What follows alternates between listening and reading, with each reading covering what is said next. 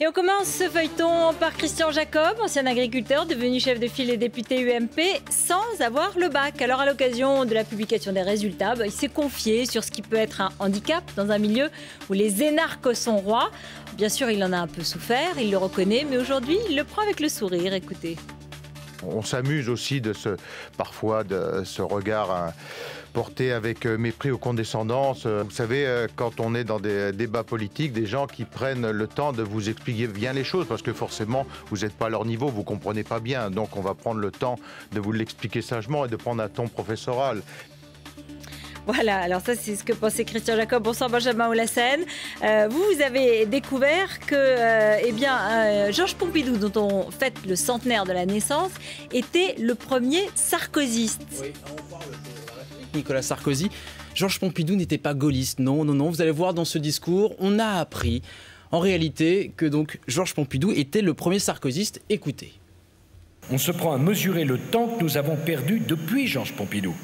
Je pense aux pages du Gordien sur l'autonomie des universités. Je pense aux réflexions sur le baccalauréat.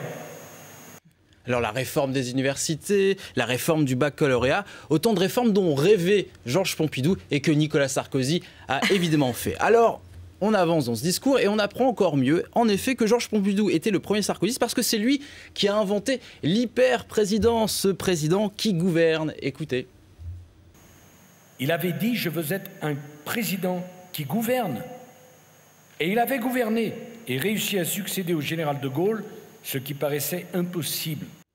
Alors on voit un peu Nicolas Sarkozy peut-être réécrire légèrement l'histoire, mais il reste une chose dans laquelle M. Pompidou n'était pas sarkozyste. Un détail, une réponse qu'a faite Georges Pompidou lors d'une conférence de presse. Alors pour revenir un peu sur le contexte, il avait été interrogé lors d'une conférence de presse sur un fait divers, notamment sur le suicide d'une femme accusée de détournement de mineurs. Et écoutez, sa réponse avait un peu surpris. Comprenne qui voudra.